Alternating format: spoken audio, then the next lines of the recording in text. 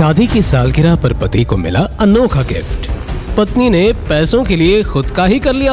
अगर मेरे साथ वक्त बिताती पति के सामने ही गैर मर्द की बाहों में थी वो। पैसों के लिए रिश्तों को कर दिया टार टार। लेकिन फिर हुआ ऐसा खेल जिसने मचा दिया हर तरफ हंगामा। सुनिए पति पत्नी और पैसे की यह हैरान कर देने वाली कहानी बिल्कुल मुफ्त। और अगर मेरे साथ तुम बैठती हो तो 2 करोड़, 10 करोड़ तब दूंगा अगर तुम मेरे साथ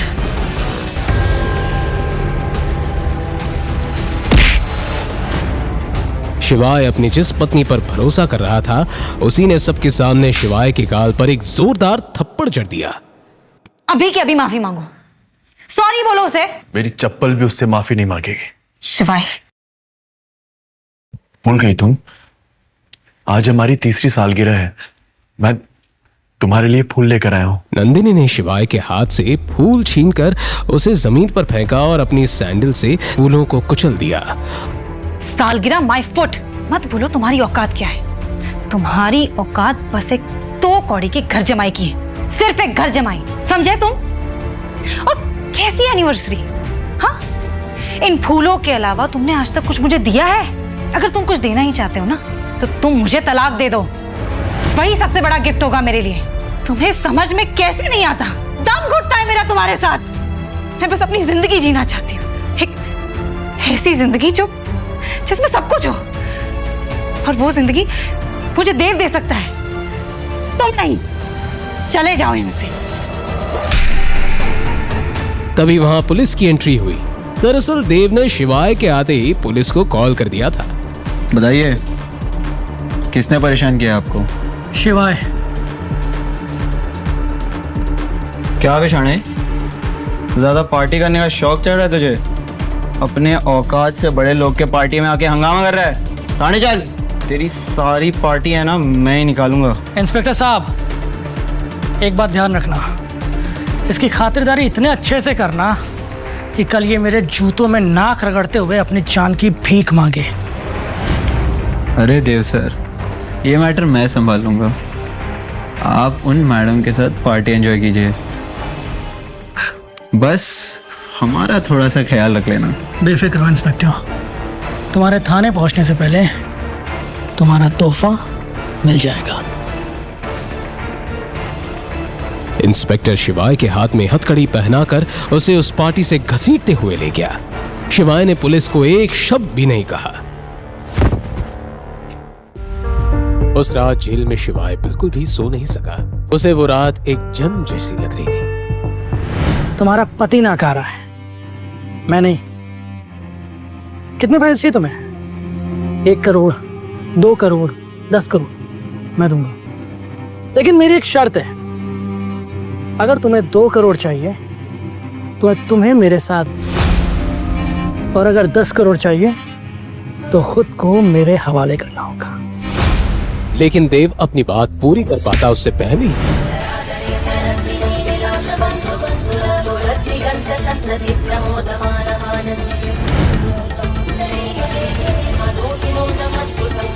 ऑल आर मैड, निकालो उसको बाहर।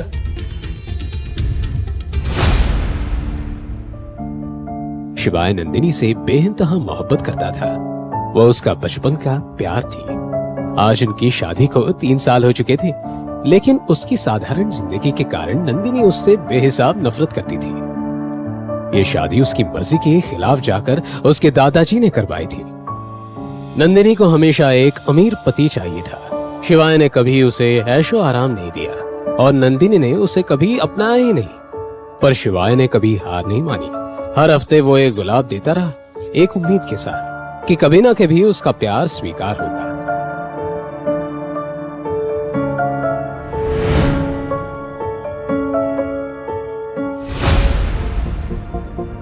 Hi Nandini. Oh, hi Riya. Wow, you are looking so pretty. Thank you. Jewellery पहनना भूल गई क्या? ओह सॉरी, तेरा पति तो तुझे चप्पल भी नहीं दिला सकता, तो ज्वेलरी तो बहुत दूर की बात है। खैर देख, मेरे पति ने कल ही मुझे 3 करोड़ का नेकलेस दिया है। सही लग रहा है ना? Very nice. Yeah.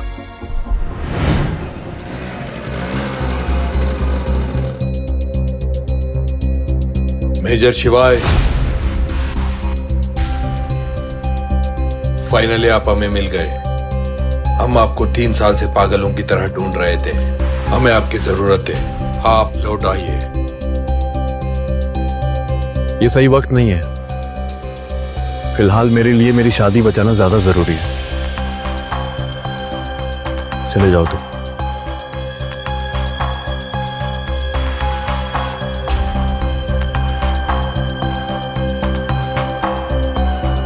ये देखो तो कौन आया, नंदनी का पति।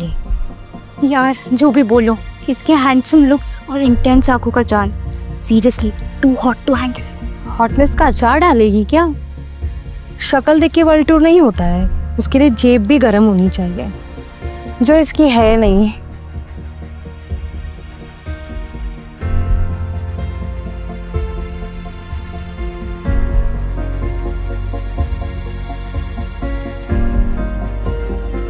नंदिनी,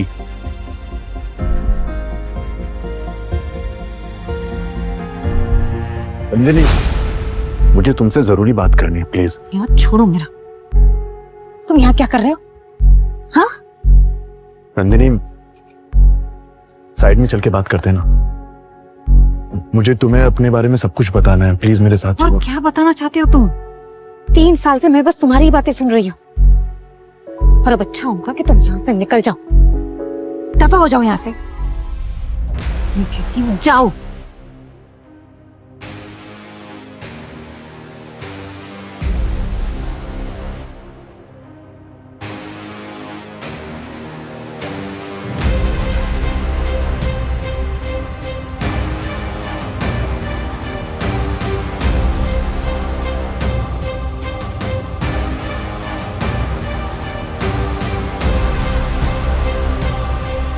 नंदिनी, नंदिनी, बस आखिरी बार मेरी बात सुनो प्लीज। मैं तुम्हें सब कुछ साफ साफ बताना चाहता हूं। मेरी बात को समझने की कोशिश करो।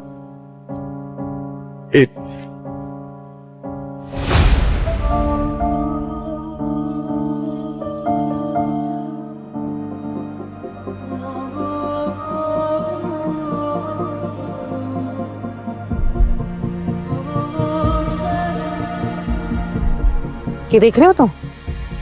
ठीक से देखो, अपनी आंखें खोल के देखो। तुम्हारी औकात यहीं तक की है। अब अपना ये मुंह उठाओ और निकलो यहाँ से। किस बात का इतना बवाल मचा रहा है तू? नन्ही में भी रिलैक्स। तुम्हारा पति नाकारा है, मैं नहीं। कितने पैसे चाहिए तुम्हें? 1 करोड़, 2 करोड़, 10 करोड़ मैं दूंगा। क्या तुम मेरी मदद करोगे? ऑब्वियसली, मैं तुम्हारा दोस्त हूं, लेकिन मेरी एक शर्त है। अगर तुम्हें 2 करोड़ चाहिए तो तुम्हें मेरे साथ है, और अगर 10 करोड़ चाहिए तो खुद को मेरे हवाले करना होगा। लेकिन देव अपनी बात पूरी कर पाता उससे पहले ही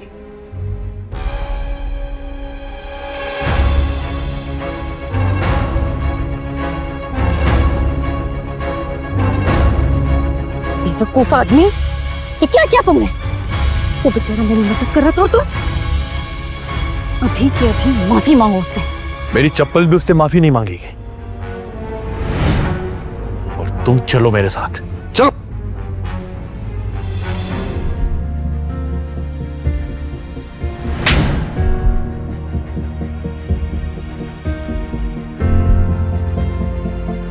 शिवाय सिर्फ नंदिनी को देख रहा था।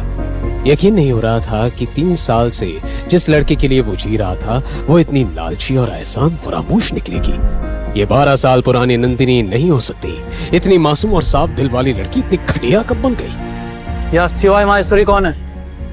मैं हूं शिवाय।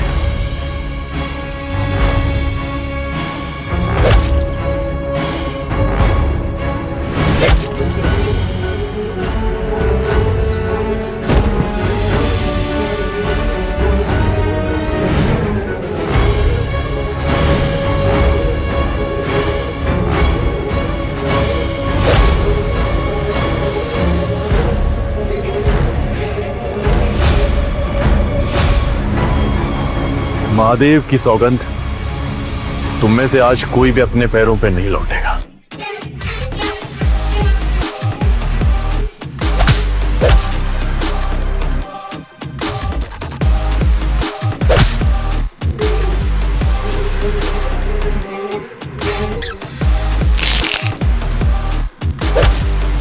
एक साथ बॉडीगार्ड्स को मारना मजाक नहीं था। सबको लगा शिवाय पागल हो गया है। 30 सेकंड के अंदर शिवाय ने सबको जमीन पर पटक दिया। थोड़ी चोट उसको भी आई, पर वो फौलाद की तरह खड़ा था। देव की बुलाई हुई पुलिस आ गई। नंदिनी कुछ कह पाती उससे पहले पुलिस शिवाय को उसके घुटनों पर ले आई। उसकी पूरी दुनिया आज उजड़ चुकी थी। उसके बचपन के प्यार ने उसका दिल, यकीन और गुरूर सब तोड़कर रख दिया था। उसके जहन में एक ही सवाल गूंज रहा था, क्या ये वही नंदिनी थी जिससे वो 12 साल से प्यार करता था? आज पहली बार नंदिनी ने शिवाय को अपने ही नजरों में गिरा दिया था। क्या यही होता है एक तरफे प्यार का अंजाम? अब किसे चुनेगा शिवाय, खुद को या अपने सालों पुराने प्यार नंदिनी को? और क्या वो इस जेल की काल कोठरी से निकल पाएगा? जानने के लिए सुनिए अगला एपिसोड सिर्फ पॉकेट एफएम पर।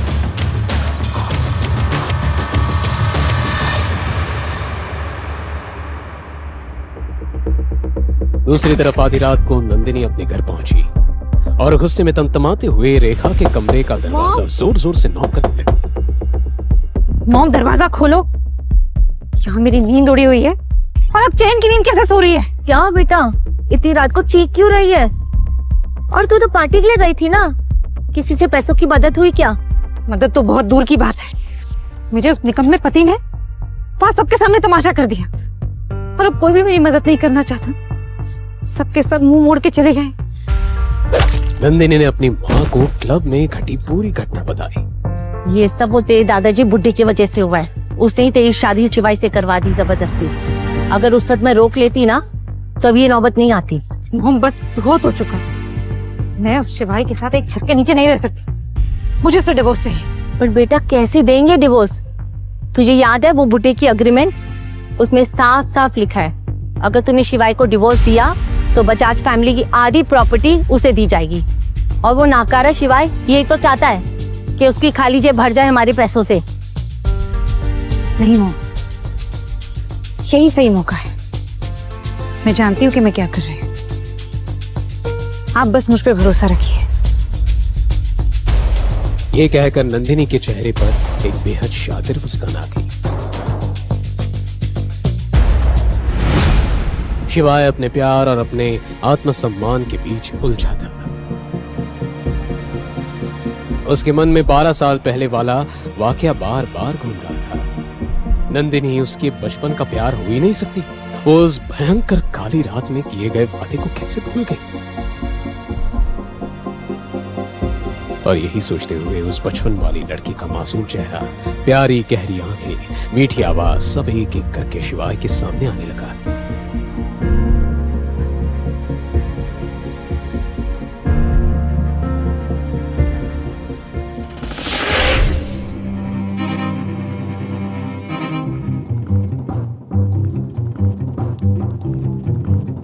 अगर नंदिनी मेरे बचपन का प्यार थी तो मैं उसे जाने कैसे दे सकता हूं? घुट घुट के तो मैं फिर भी जी सकता हूं, लेकिन नंदिनी के बिना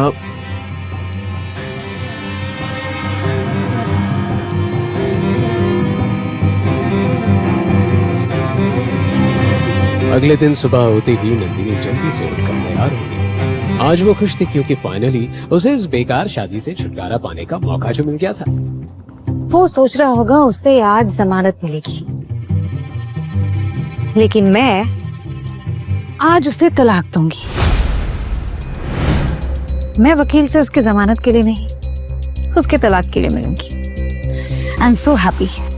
नंदिनी नीचे आ गई जहां उसका दोस्त यश पहले से ही बैठकर चाय पी रहा था। यश नंदिनी का स्कूल फ्रेंड था और स्कूल से ही नंदिनी पर लट्टू था। रेखा से तलाक की भनक लगते ही वो नंदिनी से मिलने आ गया। अरे यश बेटा, इतने दिनों बाद आए हो।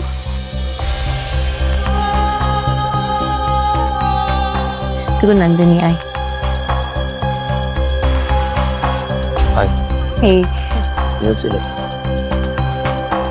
और आजकल क्या कर रहे हो? इतनी महंगी गाड़ी खरीदी? जी आंटी, एक्चुअली मुझे प्रमोशन मिल चुका है। फिलहाल 5 करोड़ का पैकेज है मेरा। जी। बेटा तुम कितने जिम्मेदार और काबिल हो। और ये शिवाय हमारे परिवार के लिए कलंक है। तुम्हें एक सच बात बताऊं, आज तक नंदिनी और शिवाय एक बिस्तर पे सोए भी नहीं है। क्या बात कर रहे हो?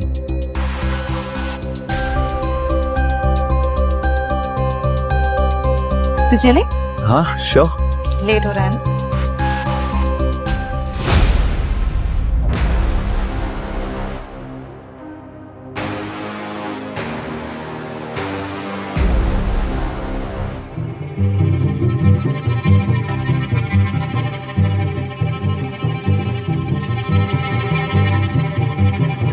देव साहब कैसे याद किए इस मामूली इंस्पेक्टर को? इंस्पेक्टर साहब, आपसे एक छोटा सा काम था। देव ने अपनी बेइज्जती का बदला लेने के लिए पुलिस स्टेशन कॉल किया और इंस्पेक्टर को रिश्वत देकर शिवाय को 3rd डिग्री टॉर्चर देने के लिए कहा। 1 मिनट पाटिल, वो जो 3 नंबर वाले में हीरो है ना, उसके कपड़े उतार। उसकी आज गर्मी है ना, मैं निकालूंगा। हाँ देव साहब, काम हो जाएगा।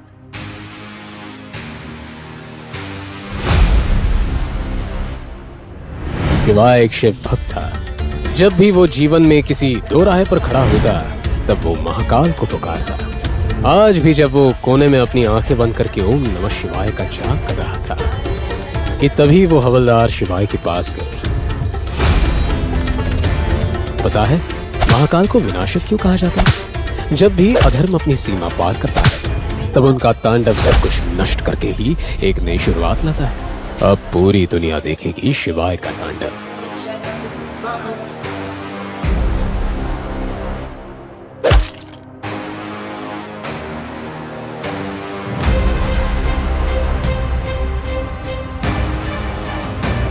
तभी इंस्पेक्टर के साथ 2 और हवलदार वहां आए और शिवाय को लाठियों से मारने लगे।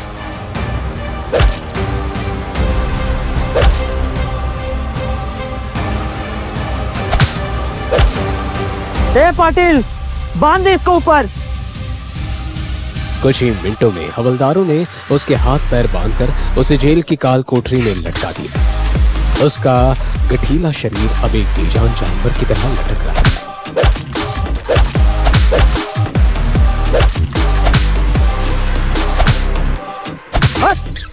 मार पाटिल।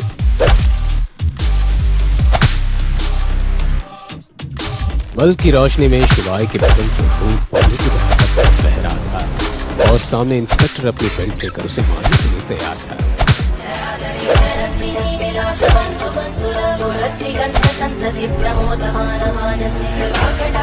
हवलदारों की इस हरकत को देखकर शिवाय एकदम शांत हो गया, पर यह एक बड़े तूफान के पहले वाली शांति थी। अचानक आजाद नगर पुलिस स्टेशन का माहौल खत्म हो गया। तभी एक एसयूवी कार पुलिस स्टेशन के सामने आकर खड़ी हो गई।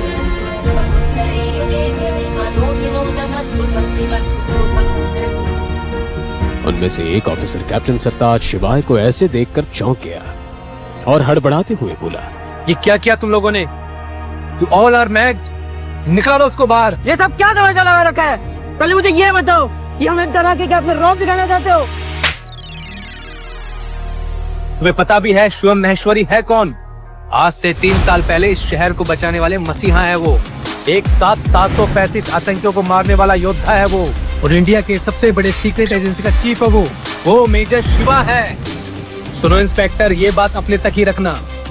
ये नाम सुनते ही बॉडी इंस्पेक्टर को दिन में तारे दिखने लगे। इतने बड़े अधिकारी को उसने पिछली एक रात से जेल में रखा हुआ था और उनकी ऐसी हालत का जिम्मेदार वो था। अब इंस्पेक्टर को अपनी नौकरी जाने का डर सता था। कुछ ही देर में जेल का ताला खोलकर शिवाय के हाथ पैर की रस्सी खोलकर इज्जत के साथ बाहर लाकर कुर्सी पर बैठाया गया। शिवाय के कपड़े फटे हुए थे, सर से लेकर पांव तक वो खून से लथपथ था। वो दोनों हवलदार शिवाय के खून को उसके शरीर से साफ करने लगे। 3 साल बाद सभी कमांडोज आज पहली बार शिवाय को देख रहे थे। सर, हमने आपको कहाँ नहीं ढूंढा और आप यहाँ थे। हमें कल पता चला आप इस हालत में हैं, इसलिए मैं पूरी बटालियन को लेकर यहाँ आया हूँ आपको लेने। आई एम सॉरी सर, हम लेट। नहीं कैप्टन, तुम एकदम वक्त पे आए हो। अभी हमें यहाँ से निकलना चाहिए। मुझे बजाज मेंशन ड्रॉप कर दो। इतना सब होने के बाद भी शिवाय नंदिनी के बारे में ही सोच रहा था। उसकी आंखों में कल रात की लगाई नंदिनी की आग दहक रही थी। शिवाय को वो आग बुझानी थी जो नंदिनी से मिलने के बाद भी बुझ सकती थी। शिवाय ने सबको वहां से वापस जाने का ऑर्डर दिया। Platoon fall back.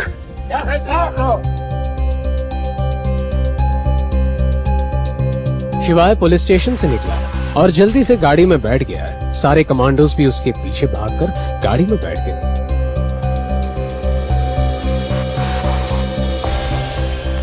शिवाय के बगल में बैठे कैप्टन सरताज ने पूछा, मेजर, आप पूरी रात जेल में क्यों रहे? आपने हमें फोन क्यों नहीं किया? अपनी कद्र करना कैसे सीखता सरताज? अगर एक रात वहां नहीं बिताता तो। लेकिन अब सब कुछ ठीक हो जाएगा। और ये रात मेरे लिए हमेशा यादगार रहेगी। उसे नंदिनी से कोई उम्मीद नहीं थी, पर फिर भी उसके कड़वे शब्द सोचते ही उसके बदन में सिरहन दौड़ गई। मुझे आपसे कुछ इंपॉर्टेंट बात करनी है। आपको याद होगा मेजर, आज से 5 साल पहले हमने एक समझौता किया था जेएनके में गैर कानूनी मामलों को लेकर, लेकिन अब मिशन पूरा नहीं कर पा रहे हैं। वहाँ के गैर कानूनी संगठनों ने समझौता तोड़ दिया है। वो हम पर कभी भी हमला कर सकते हैं। हमें आपकी जरूरत है मेजर, अब आपको वापस आना होगा। मैं वो 3 साल पहले वाली दुनिया छोड़ चुका हूं Sartaj. Now I am a common man.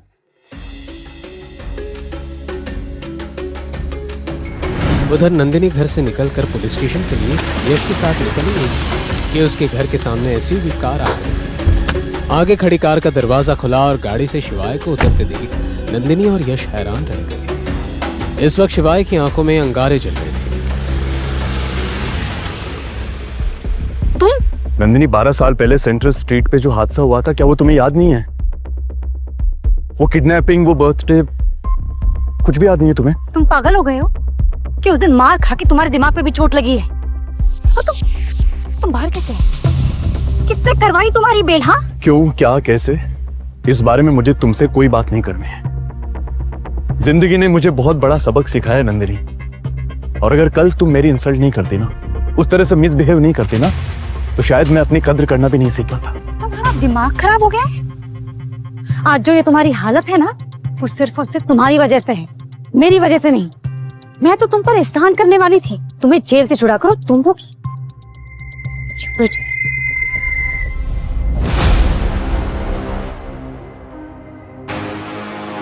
मुझे तुमसे तलाक चाहिए नंदिनी, क्योंकि तुम वो लड़की नहीं हो जिससे मैंने प्यार किया था। डिवोर्स की बात सुनते ही सब शॉक रह गए। शिवाय नंदिनी से तलाक चाहता था। नंदिनी की ईगो बुरी तरह हट गई। उसने गुस्से से कहा, क्या कहा तुमने? तुम मुझे तलाक दोगे? मैं तुम्हारी औकात से कई गुना ज्यादा ऊपर हूँ, समझे तुम? और तुम बाहर कैसे आए? तुम्हारी बेल किसने करवाई? बड़े लोग थे वो जो इसे यहाँ तक लेकर आए और इसे घर छोड़ा। ये जरूर उनके पांव पड़ा होगा, वरना ये जेल से बाहर नहीं आ पाता। तुम लोगों को ये आइडिया नहीं है कि अब मैंने अपनी इज्जत करना सीख ली है। मैं रोशनी का वो जर्रा हूं जिसमें महादेव बसते हैं। और ये बात भी सही है, अगर मैं खुद अपनी इज्जत नहीं करूंगा तो ये जमाना मेरी इज्जत क्या करेगा? मेरी हर एक सांस मेरी एक पूजा है और हर एक कदम एक मिसाल। और अब तुम देखते रहना, बहुत मजा आने वाला है। तुम होते कौन हो मुझे ये सब कहने वाले? पूरा इंदौर जानता है कि तुम्हारी क्या औकात है। आए बड़े मुझे सच्चाई पे लेक्चर देने वाले। हाँ, मैंने अपनी इज्जत खोई है, तुम्हारे सामने, तुम्हारे परिवार के सामने और यहां तक कि पूरे शहर के सामने। ये मेरी गलती थी, लेकिन तुम्हें मेरा प्यार दिखाई नहीं दिया नंदिनी। मैं तुम्हारे लिए छोटे छोटे एफर्ट्स करता था, तुम्हें कुछ भी दिखाई नहीं दिया। तुम्हें क्या लगता है नंदिनी, मुझे मजा आता है लोगों की गालियां सुनने में। मैंने तुमसे सच्चा प्यार किया था, लेकिन तुम्हें वो नहीं दिखा। तुम्हें सिर्फ वो दिखा जो तुम्हारी माँ ने तुम्हें दिखाया, जो इस शहर ने तुम्हें दिखाया। तुम मेरे प्यार को कभी समझ ही नहीं पाई नंदिनी, कभी नहीं। लेकिन महाकाल की सौगंध, अब मैं खुद की नजरों में और जलील नहीं होना चाहता। शिवाय पिछले एक दिन में इतना कुछ झेल चुका था कि उसके अंदर आत्मा का दर्द उसके शरीर के दर्द से ज्यादा था। पर वो जलील लोग उसकी इस हालत के बारे में कुछ भी नहीं सोच रहे थे। मुझे तुम्हारा प्यार कभी चाहिए ही नहीं था। पहले दिन से मैं तुमसे नफरत करती थी। पता नहीं दादाजी को क्या नजर आ गया तुमने, तो तुमसे जबरदस्ती शादी करवा दी। और क्या कहा तुमने? छोटे छोटे एफर्ट्स क्या थे? लास्ट गिफ्ट तुमने मुझे एक नकली पर्ल का नेकलेस दिया था। नकली था वो, सुन रहे हो? मुझे बस तुमसे छुटकारा चाहिए। छुटकारा जरूर मिलेगा नंदिनी, क्योंकि अब तुम्हें ये इंसान जो मिल गया है, शिवाय ने यश की तरफ इशारा करते हुए नंदिनी से कहा, जो तुम्हें वो सब कुछ देगा जो मैं कभी नहीं दे पाया। तुझसे ज्यादा खुश रखूंगा इसे। और यू नो व्हाट, मेरा स्टैंडर्ड बहुत हाई है। मैं तुम जैसों के मुंह ही नहीं लगता। अगले फिर नंदिनी का बर्थडे है, देखना मैं नंदिनी की इतनी बड़ी सरप्राइज पार्टी ऑर्गेनाइज करने वाला हूं ना कि सब देखते रह जाए। तभी तीखी नोकझोंक के बीच रेखा भी वहां आ गई और नंदिनी के हाथ पकड़कर उसे अंदर ले गई। भिखारियों के मुंह नहीं लगते नंदिनी, चलो।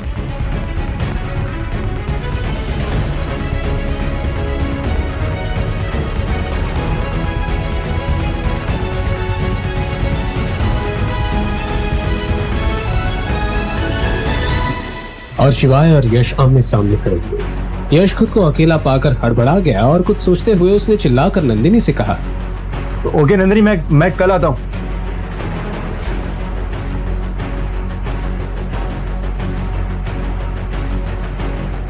कल डिवोर्स के लिए रेडी रहना, और हाँ, अपनी बात से मुकर मत जाना।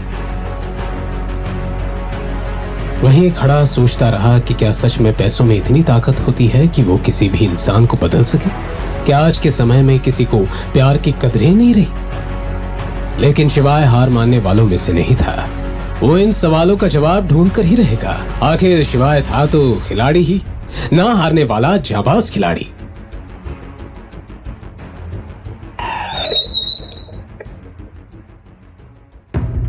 शिवाय ने अपने स्कूटर को एक खाली गली में रोका। उसने अपनी स्कूटी की डिक्की से रूबिक्स क्यूब निकाली और ठंडी हवा लेते लेते सॉल्व करने लगा।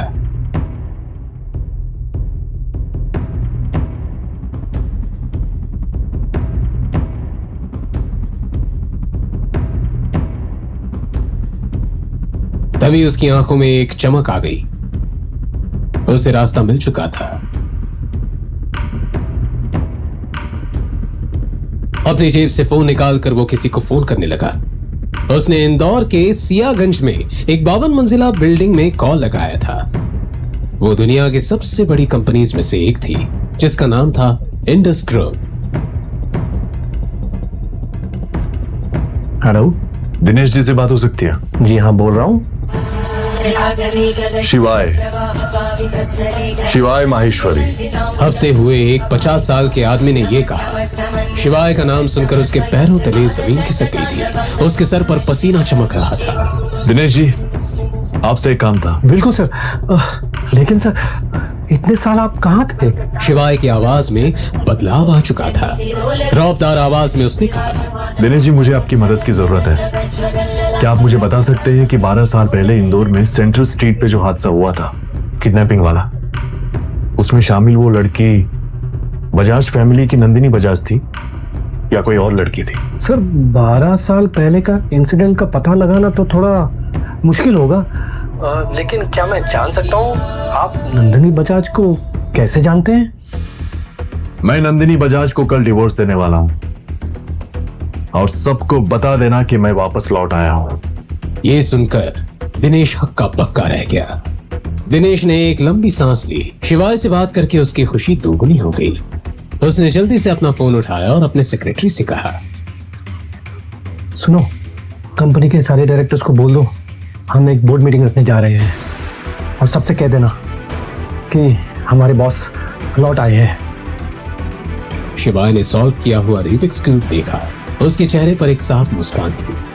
नंदिनी, मैं तुम्हें बहुत प्यार करता था, तुम्हें रानी बना के रखता मैं अगर तुम मेरी बात सुन लेती तो। लेकिन महाकाल की कसम, तुम्हें अंदाजा भी नहीं है कि तुमने क्या खोया है।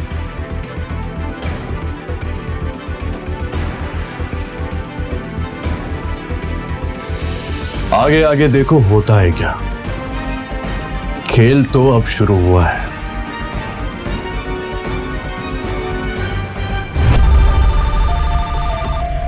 इस समय दुनिया के हर कोने में मौजूद इंडस ग्रुप के लोगों को मैसेजेस आने लगे थे। चाहे वो कहीं भी हो या उनकी पहचान कुछ भी हो, सभी को अपने फोन पर एक मैसेज मिला। मैसेज फ्रॉम इंडस ग्रुप, शिवाय माहेश्वरी इज बैक। इस हड़बड़ी में देव अंदर आया। क्या बात है, इतना हंगामा क्यों हो रहा ऑफिस में?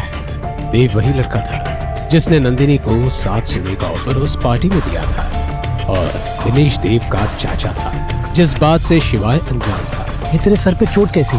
देव ये जानता था कि उसके चाचा उससे ये सवाल जरूर पूछेंगे। अब कुछ नहीं, वो एक पार्टी में गया था, थोड़ा सा झगड़ा हो गया था। ये सुनकर दिनेश की भाव तुरंत बदल गई। नाम बोल उसका। इंदौर शहर में किस माइकलाल में हिम्मत है कि तुझ पे हाथ उठा सके? देव बताना तो चाहता था, लेकिन बताता भी तो क्या कि एक निकम्मे पति से मार खाई थी उसने। ये उसकी शान के खिलाफ था। वो एक लड़का था और उसके कुछ दोस्त थे, अकेला होता तो बताता। देव हिचकिचा रहा था। दिनेश को इस बात की भनक लग चुकी थी। क्या चाहिए बोल। देव हिचकिचाते हुए बोला, चाचा, आपके फोन में उन लोगों के नंबर है ना जो मेरे लिए उस लड़के के हाथ पैर तोड़वा सकते हैं? आप मुझे वो नंबर दे सकते हैं? मेरा एक काम करवाना था मुझे। देव की बात सुनते ही दिनेश ने धीमी आवाज में उसे समझाया। तू मेरे बेटे जैसा है, इसलिए बता रहा हूँ। अभी हालात ठीक नहीं है, कुछ उलट पुलट हो गया तो लेने के देने पड़ जाएंगे। ये सुन के देव ने अपनी बात पर थोड़ा और जोर दिया। चाचा प्लीज, मुझे सिर्फ उसके हाथ पैर तोड़वाने और कुछ भी नहीं। दिनेश अब भी मना नहीं कर पाया और अपनी जेब से फोन निकालकर उसे देने लगा, पर तभी हाथ वापस खींच लिया। नाम क्या है उसका? नाम नहीं पता मुझे, मेरी क्लासमेट का पति है, बस मामूली आदमी, कुछ ज्यादा नहीं।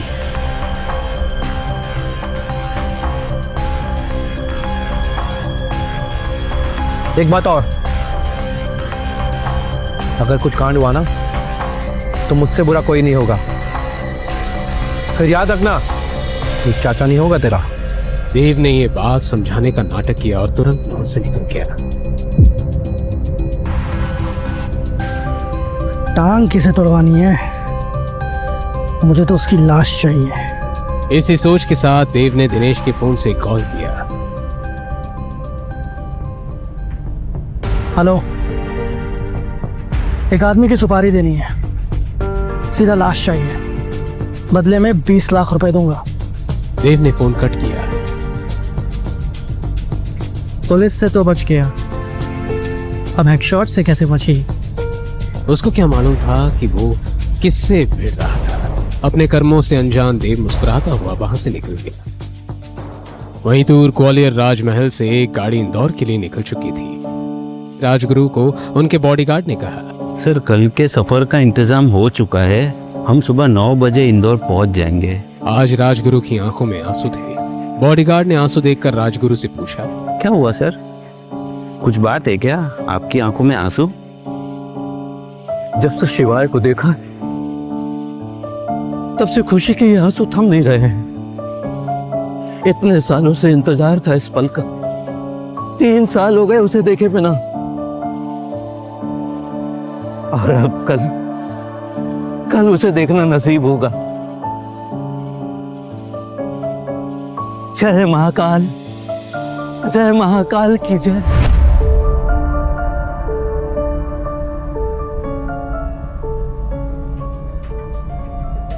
इंदौर के विजयनगर में एक होटल में शिवाय ने चेक इन किया। रूम में जाते ही वो बेड पे बैठ गया।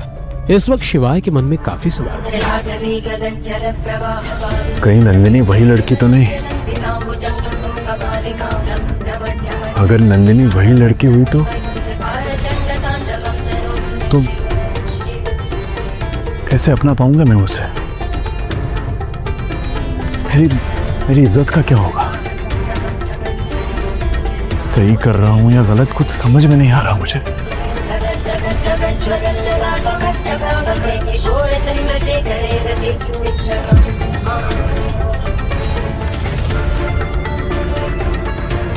इन्हीं सवालों से परेशान होकर शिवाय ने अपनी आंखें बंद करके हाथ जोड़े।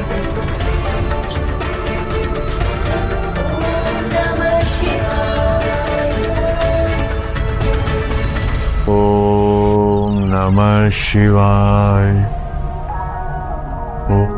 ओम नमः शिवाय। ओम नमः शिवाय। ओम नमः शिवाय।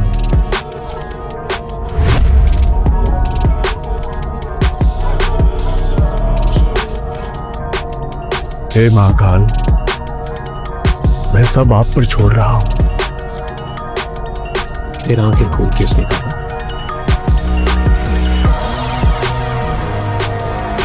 कल कोर्ट में मिलते हैं नंदिनी बजाज। अगली सुबह नंदिनी और यश फैमिली कोर्ट जाने के लिए रेडी हो चुके थे, लेकिन शिवाय का कहीं अता पता नहीं था। रेखा भी उसी को ढूंढ ढूंढ कर परेशान थी। पता नहीं कहाँ गया है निकम्मा शिवाय। ऐसे तुम्हें डिवोर्स का लालच देकर ना जाने किस बिल में छुपाई चूहा। छोड़ो ना मॉम, यहाँ नहीं तो वहाँ आ जाएगा। और वैसे भी आज तो कैसे भी करके मैं उसे डिवोर्स देकर ही रहूंगी। So you don't worry. चल रही? यस।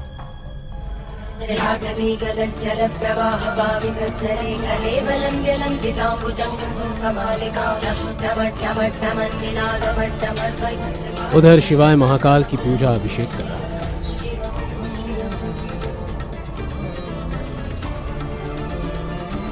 पूजा के बाद उसने जमीन को छूकर साष्टांग प्रणाम किया और मंदिर से बाहर निकल गया। आज उसके चेहरे पर ऐसा तेज था जो उसने जिंदगी में कभी महसूस नहीं किया था। जिन लोगों ने अभी तक उसे धुतकारा था, अब वो उन सब लोगों को बता देना चाहता था कि असली शिवाय कौन था। इधर दूसरी तरफ बजाज फैमिली के सभी लोग और यश फैमिली कोर्ट पहुंच चुके थे और शिवाय का इंतजार करें। नंदिनी अपने वकील से बात करने चली गई थी। रेखा और यश दोनों अकेले ही रह गए थे। बेटा जी मेरे बेटे को खुश रख पाओगे ना? जी बिल्कुल, खुद से हो सब। और वैसे भी मेरी कंपनी बहुत बड़ी बिजनेस डील करने वाली है, वो भी इंडस ग्रुप के साथ। तो आपको टेंशन लेने की कोई ज़रूरत नहीं है। एक बार वो डील फाइनल होगी, उसके बाद आपकी बेटी करोड़ों में मिलेगी। वाह, इंडस ग्रुप, वो तो बहुत बड़ी कंपनी है।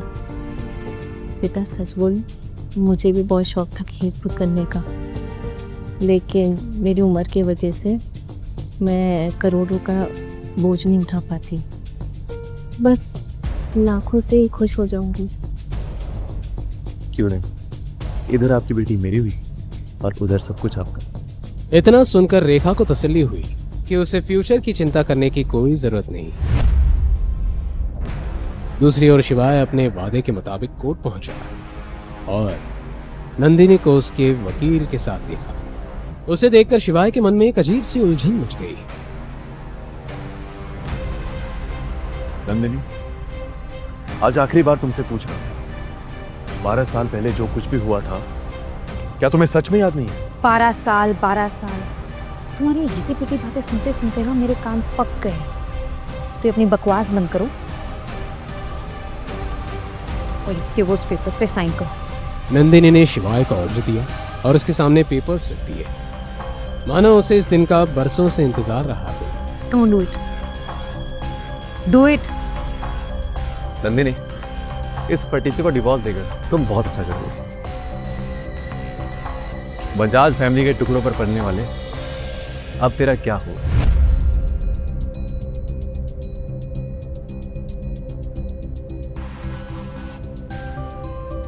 शिवाय ने पेपर्स पे जैसे ही साइन किया, वैसे ही बजाज फैमिली और यश वहां से चले गए। वो अब शिवाय को एक पल भी नहीं देखना चाहते थे।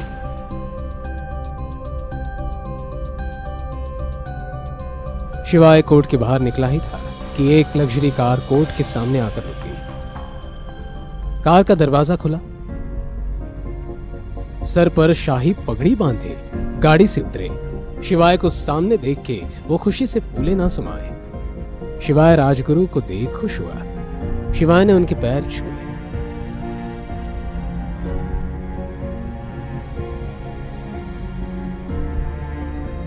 राजमहल तुम्हारा इंतजार कर रहा है बेटा। एक राजा के बिना महल अधूरा है। अब ये बूढ़े कंधे जिम्मेदारियों का बोझ नहीं उठा सकते बेटा। चलो।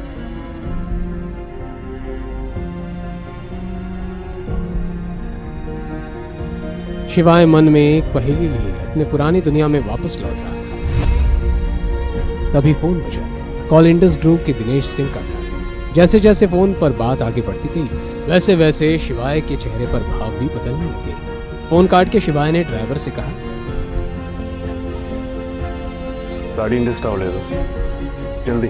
राजगुरु ये सुन के खुश नहीं थे, लेकिन अब शिवाय ने बोल दिया तो बोल दिया। वो शिवाय की बात नहीं काट सकते थे। वहीं पिछली शाम शहर के बीचों बीच एक सीक्रेट क्लब के बेसमेंट में, जहां सभी तरह के लीगल काम होते थे, एक शानदार मीटिंग रखी गई जिसमें हत्यारे, शार्प शूटर्स और अंडरवर्ल्ड में नए भर्ती हुए लोग एक बड़े से हॉल में मौजूद थे। आज से चाहे ईस्ट का मार्केट हो या वेस्ट स्ट्रीट, हम सभी को एक नाम याद रखना होगा, मेजर शिवा।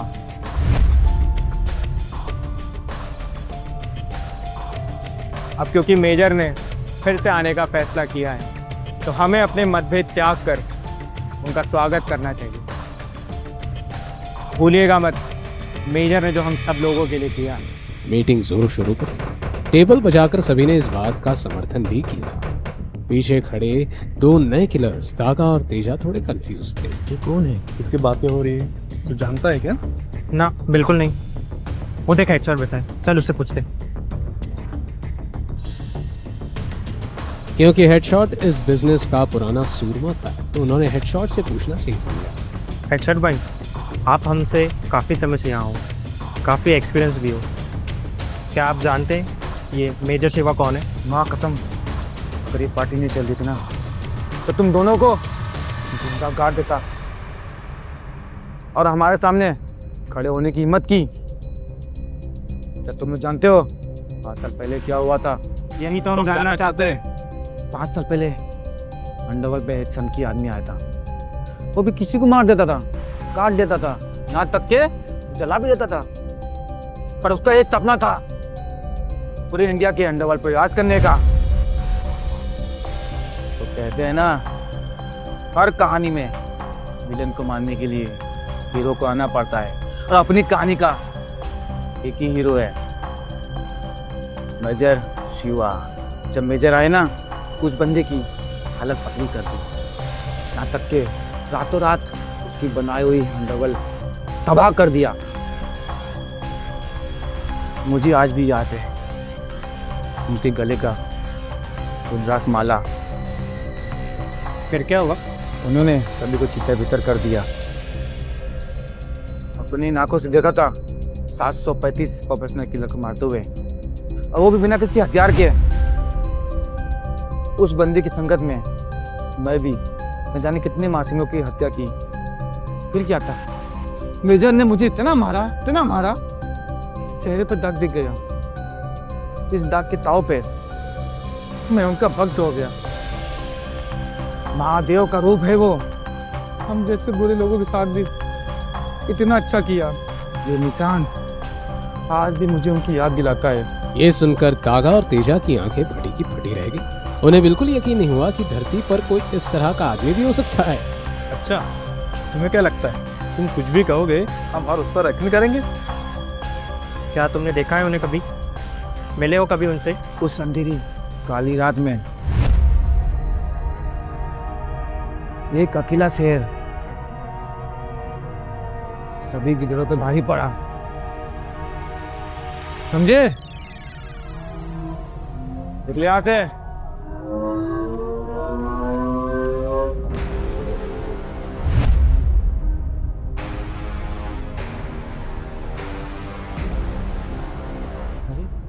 मालिक, देव बोल रहा हूँ, दिनेश का भतीजा। माँ कसम छोटे मालिक, आपकी आवाज़ डिट्टो मालिक जैसी है। बताओ क्या काम है? एक आदमी का एनकाउंटर करवाना था। माफ़ कीजिएगा, अभी मैं कोई काम नहीं ले सकता। 5 लाख दूं तो भी नहीं? माँ कसम, बात पैसों की नहीं है। अभी समय ठीक नहीं चल रहा है, कुछ रूल्स है जो मुझे फॉलो करना पड़ता है। और अगर 10 लाख दूं तो? आप समझ रहे हैं मालिक, मैं मजबूर हूँ, मैं नहीं कर सकता। और अगर मैं 20 लाख दूं तो?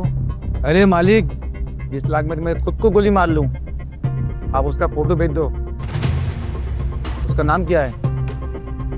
शिवाय नाम है उसका, बजाज फैमिली का दामाद। फोटो भेजता हूँ उसकी। ओके। मीटिंग रूम की शांति दिनेश ने तोड़ी। उसने उस लड़की की सारी जानकारी शिवाय को बतानी शुरू की। सर, आपके कहने पर हमने 12 साल पुराने मामले की दोबारा जांच की है और इन्वेस्टिगेशन के दौरान पता चला है कि 35 साल पहले नंदिनी के पापा केशव बजाज वंदना नाम की किसी लड़की से प्यार करते थे। वंदना गरीब थी, इसलिए केशव के पिता रघुबीर बजाज ने उनकी शादी ज़बरदस्ती रेखा नाम की किसी लड़की से करवा दी। केशव शादी की बात भी वंदना से मिलते रहे। इस फैमिली ने ये बात को आज तक सीक्रेट रखा है। ये देखिए उन दोनों लड़कियों की बर्थ सर्टिफिकेट्स और ये वो दूसरी बेटी की फोटो। दिनेश एक एक करके सारे सबूत शिवाय को दिखा रहा था। अंधविश्वास और अंधा प्यार कितना खतरनाक होता है, आज ये बात शिवाय समझ चुका था। नंदिनी के दादाजी पर किए गए अंधविश्वास ने ही शिवाय से उसका सब कुछ छीन लिया था। उन्होंने ही सफाई से शिवाय को कन्विंस कर लिया था कि 12 साल पहले वो जिससे मिला था वो नंदिनी ही थी। वहीं दूसरी तरफ नंदिनी काफी परेशान थी, क्योंकि जब वो कोर्ट से लौट रही थी तो उसके सामने से लग्जरी कार्स निकली थी। उसे पूरा यकीन था कि उसने उन गाड़ियों में शिवाय को देखा था। माँ, मुझे ना 100% कॉन्फिडेंस है, उस ब्लैक एसयूवी में शिवाय ही था। बेटा तू क्या फालतू बात कर रही है? वो फटीचर शिवाय की क्या औकात जो इतनी महंगी गाड़ियों में घूमे? नहीं माँ, लेकिन वो ही था। तू बस यश पे ध्यान दे। उसकी कंपनी का कॉन्ट्रैक्ट अगर इंडस ग्रुप के साथ हो गया तो बस हम उसके पैसों से ऐश करें। नंदिनी को भी रेखा की बात सही लगी। उसने अपना मूड ठीक किया। शिवाय ने फोटो देखते ही चौंक कर उसे कसकर पकड़ लिया, मानो बरसों से भटकती उसकी रूह को अचानक ठिकाना मिल गया हो। उसकी आंखें तस्वीर पर जमी थी, दिल बेकाबू धड़क रहा था। ये वही लड़की थी जिसे उसने कभी अपना सब कुछ मान लिया था। ये तो वही लड़की है जो मेरे साथ थी। कहीं बजाज परिवार की नाजायज बेटी तो नहीं? और इन दोनों बहनें की शक्लें एक जैसी क्यों हैं? जी सर, ये वही नाजायज बेटी अवंतिका है। इसे जन्म देते ही वंदना जी की डेथ हो गई थी और नंदिनी के साथ आपकी शादी से पहले ही इनके दादाजी ने अवंतिका को हॉस्टल भेज दिया ताकि वो आपके सामने ना आ सके। अवंतिका को 12 साल पहले आप चाइल्ड ट्रैफिकिंग के दौरान ही मिले थे। 12 साल! बस ये सुनते ही शिवाय का अतीत उसकी आंखों के सामने आ गया।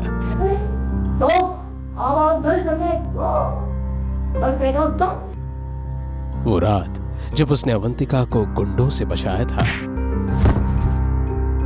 वो पल जब उसने उसकी मासूम आंखों में अपना पूरा भविष्य देख लिया था, वो पहली नजर का प्यार जो दोनों को हो गया था। ये लड़की तो उस दिन मेरे साथ थी। अगर मुझे पता होता कि ये वही लड़की है जिससे मैंने इतना प्यार किया था और ये मुझसे इतने सालों तक दूर रही, तो महादेव की कसम मैं इसे पाने के लिए सारी हदें पार कर देता।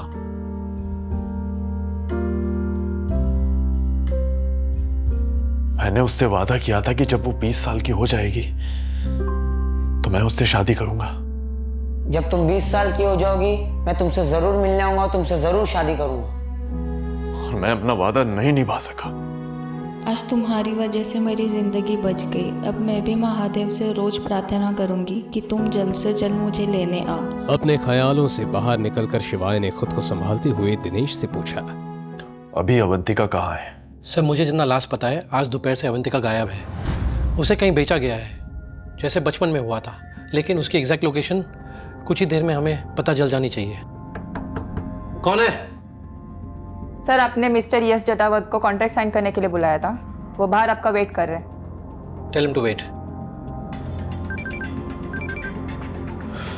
हेलो, कुछ पता चला अवंतिका जी का? शिवाय के लिए सिर्फ अवंतिका मायने रखती थी। ऐसा लग रहा था मानो ये सब उसके खिलाफ कोई सोची समझी साजिश थी जो बजाज परिवार ने मिलकर रची थी। उसका दिल घबरा रहा था कहीं अवंतिका के साथ कुछ गलत ना हो जाए, लेकिन बदले में जो जवाब मिला। क्या हुआ? क्या हुआ अवंतिका को? सर, बड़ी गड़बड़ हो गई है। रेखा ने अवंतिका को थंडर नाइट क्लब में 2 करोड़ रुपए के लिए विकी नाम के किसी आदमी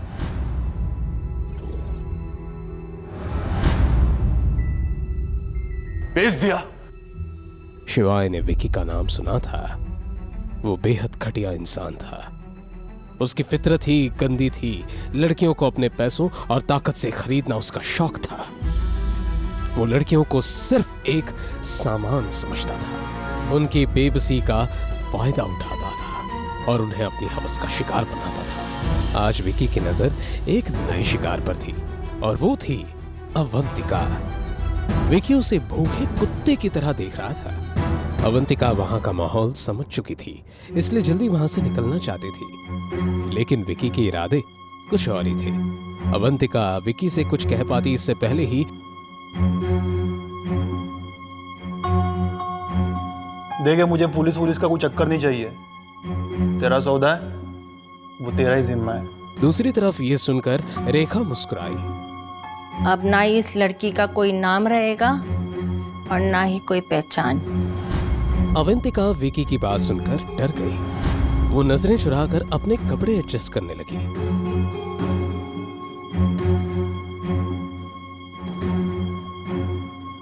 अवंतिका इतनी दूर क्यों बैठी हो? मेरे बगल में आके बैठ जा,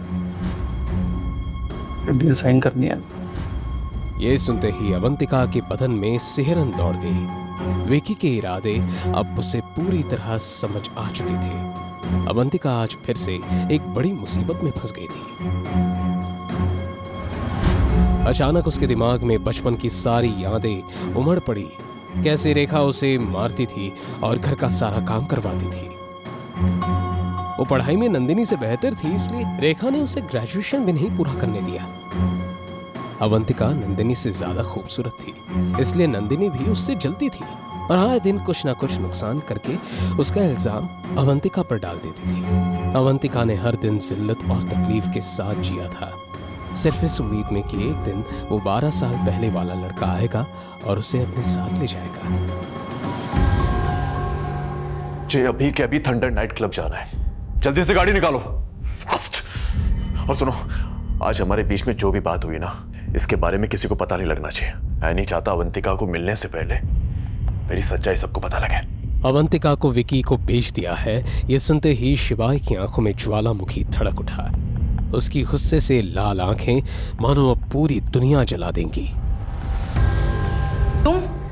तुम यहाँ क्या कर रहे हो?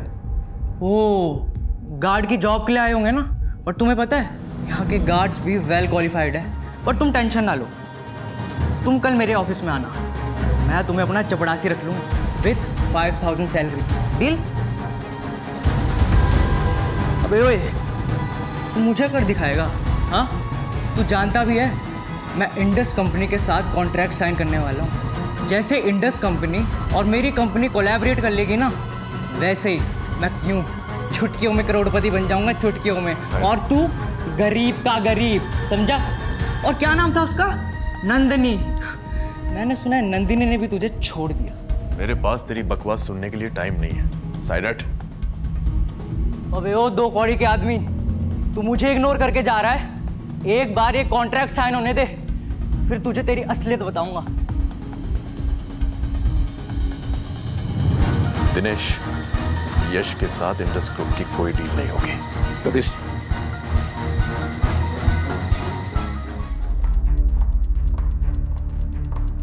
मिस्टर यश। क्या दिनेश जी फ्री हो गए? मैं उनके साथ अब कॉन्ट्रैक्ट साइन कर सकता हूँ? दिनेश जी का ऑर्डर है कि वो आपके साथ में कॉन्ट्रैक्ट कैंसिल कर रहे हैं। क्या? ये क्या बकवास कर रहे हो आप? ये सब के बारे में तो मेरी उनसे पहली बात हो चुकी है। अरे मैं सब कुछ इस कॉन्ट्रैक्ट पे लगा चुका हूँ। अगर ये डील नहीं हुई ना तो मैं सड़क पर आ जाऊंगा। आई एम सॉरी, मैं इसमें कुछ नहीं कर सकते। ये मैनेजर का फैसला है। आपने हमारे कंपनी के बहुत बड़े आदमी को ऑफेंड किया है, उन्हीं के कहने पर ये डील कैंसिल की गई है। आप जल्दी यहाँ से निकल जाइए, वरना मुझे जबरदस्ती गार्ड्स को बुलाकर आपको यहाँ से निकलवाना पड़ेगा। Get out.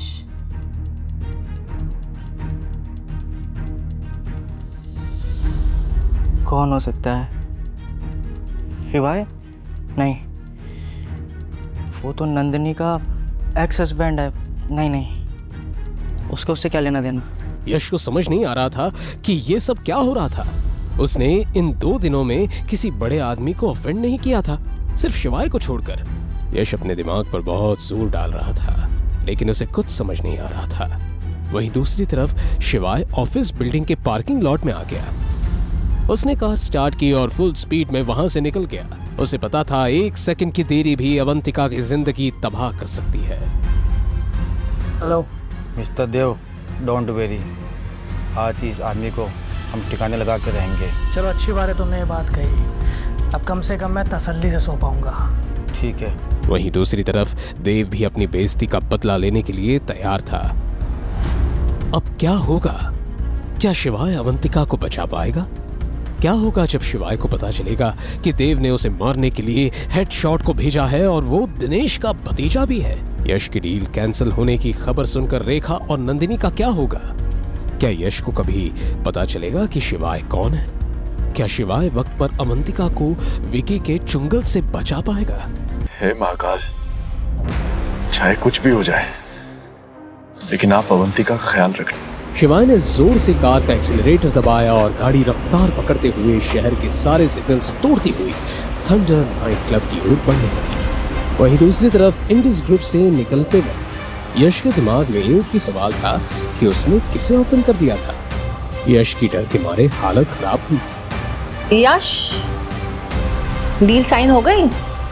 भूलना मत, नंदिनी का बर्थडे आने वाला है। सारे कंपनी एम्प्लॉइज को इनवाइट करना, खास करके दिनेश जी को। नंदिनी और दिनेश जी की जान पहचान हो जाएगी ना तो हम सबके लिए अच्छा है। अरे मेरा मतलब है प्रोफेशनली हम सबके लिए अच्छा है। तो मेरी बात को कुछ गलत मत लो। शट अप, पागल हो गया क्या बुढ़िया? मेरी डील कैंसिल हो गई है। यश ने पहली बार इतनी बदतमीजी से रेखा से बात की थी। पर ऐसे कैसे हो सकता है? डील की बात तो पहले हो चुकी है ना। अरे मुझे क्या पता, मैं तो बर्बाद हो चुका हूँ, सड़क पे आ चुका हूँ, और आप कह रहे हो कि मैं आपकी बेटी के लिए बर्थडे पार्टी ऑर्गेनाइज करूं। इतना बोलकर उसने गुस्से में रेखा का फोन काट दिया। ये यश भी यूजलेस निकला, इसकी डील भी कैंसिल हो गई। क्या डील कैंसिल हो गई? इसका मतलब दिनेश जी मेरे बर्थडे पार्टी में नहीं आएंगे। हम हमारे कंपनी को बचाने के लिए 2 करोड़ कहाँ से आएंगे? हम दादाजी का बंगलो बेचते थे, एटलीस्ट उससे 2-3 करोड़ तो आ ही जाएंगे ना। शांत बेटा, घर बेचने की जरूरत नहीं है। अवंतिका रानी कब काम आएगी? विकी माफिया है जो अवंतिका को बहुत पसंद करता है। वो उसके लिए 2 करोड़ देने को तैयार है। 50 लाख तो एडवांस दे ही चुका है, बाकी का कल देगा। और तू यश की फिक्र मत कर, ये नहीं तो कोई और सही।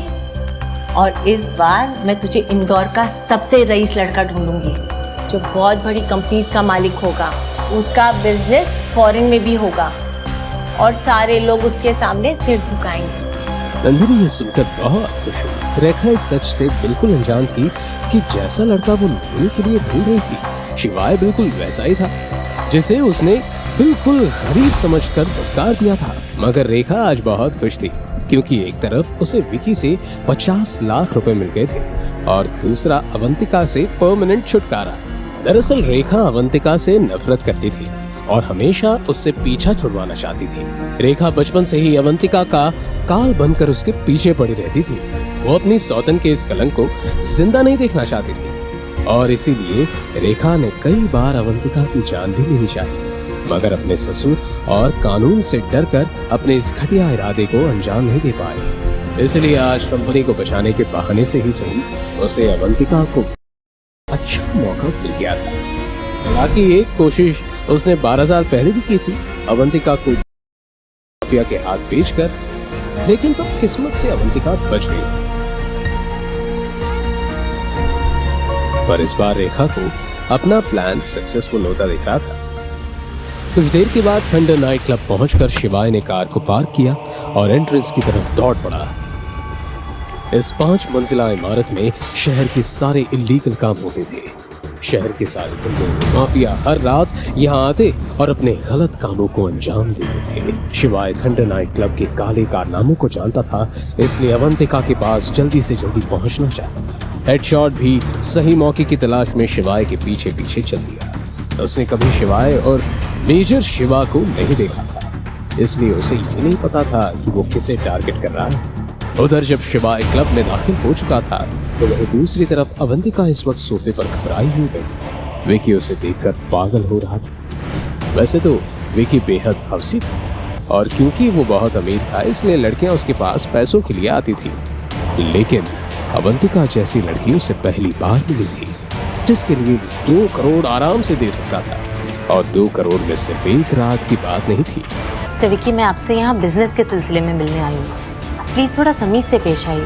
दरअसल रेखा ने अवंतिका को ये कहकर विकी से मिलने के लिए भेजा था कि विकी 2 करोड़ रुपए बजाज इंडस्ट्रीज पर इन्वेस्ट करना चाहता था, जिसके लिए अग्रीमेंट पेपर पर अवंतिका को उसके साइन करवाने थे। अवंतिका, इतनी जल्दी भी क्या है?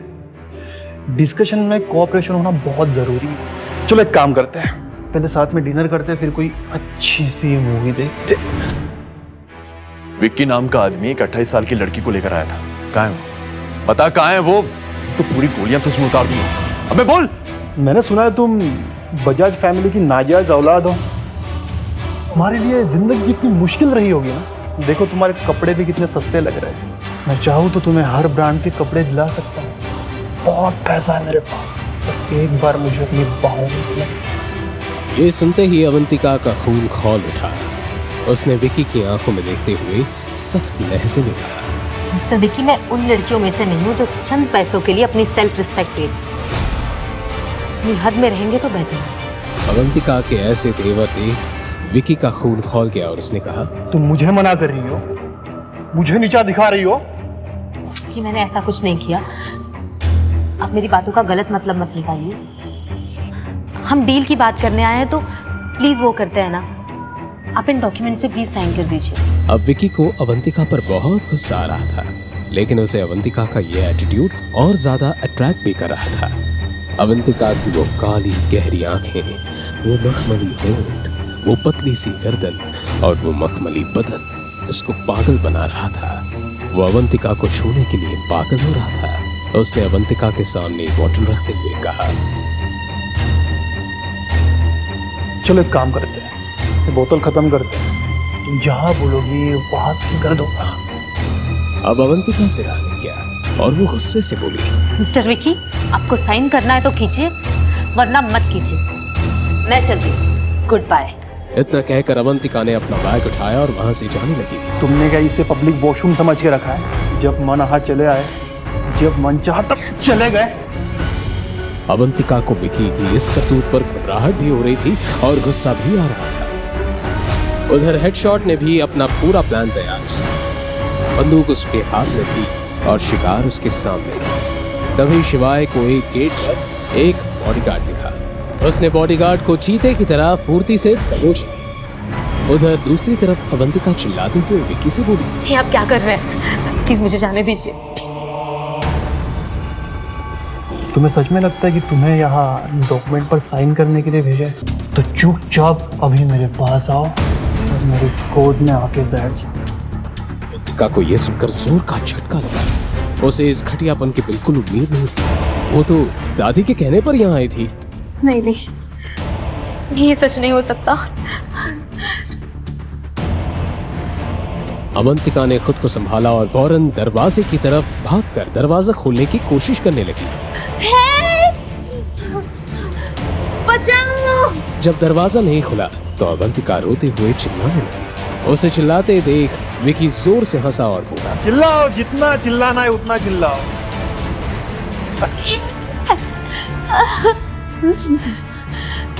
दरवाजा खोलो। इतनी जल्दी भी क्या है?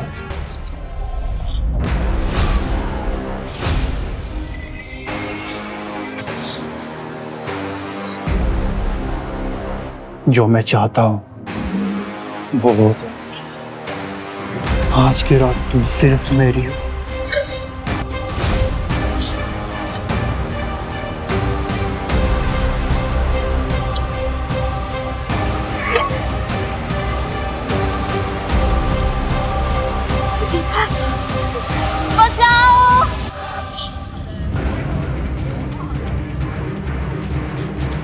अवंतिका पीछे हटने लगी, लेकिन तभी दरवाजा खुला और 2 बॉडीगार्ड्स अंदर आ गए। इसकी जिद तोड़ो ताकि इसको समझ में आए जो चीज मेरी है मेरी ही रहेगी।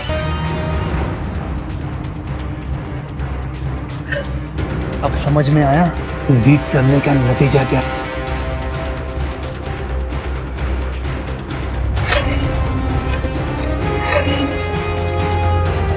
ओए शाणे किधर?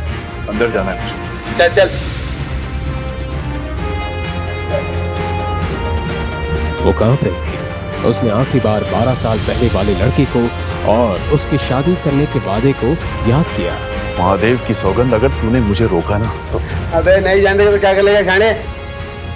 इधर शिवाय धीरे धीरे सारे बॉडीगार्ड्स का सामना करते हुए नाइट क्लब की भूल भुलैया में आगे बढ़ रहा था और देव के कहने पर हेडशॉट भी शिवाय का पीछा कर उसे मारने का मौका ढूंढ रहा था। क्या विकी अपने मकसद में आज कामयाब हो पाएगा? अब अवंतिका की जिंदगी क्या मोड़ लेगी? क्या शिवाय सही समय पर आकर अवंतिका को बचा पाएगा या वो हेडशॉट की गोली खाकर शिकार हो जाएगा?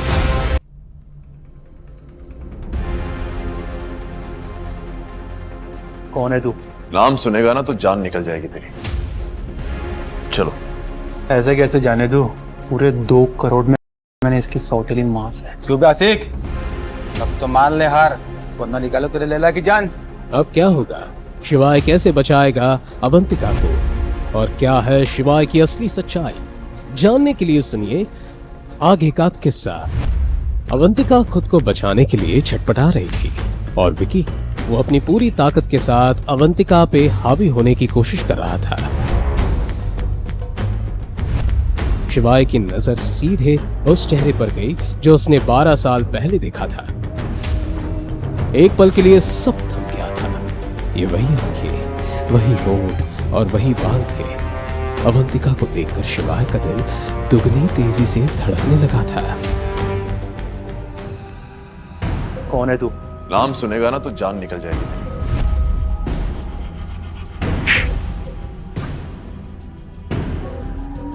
ठीक हो तुम? तुम्हें डरने की कोई जरूरत नहीं है।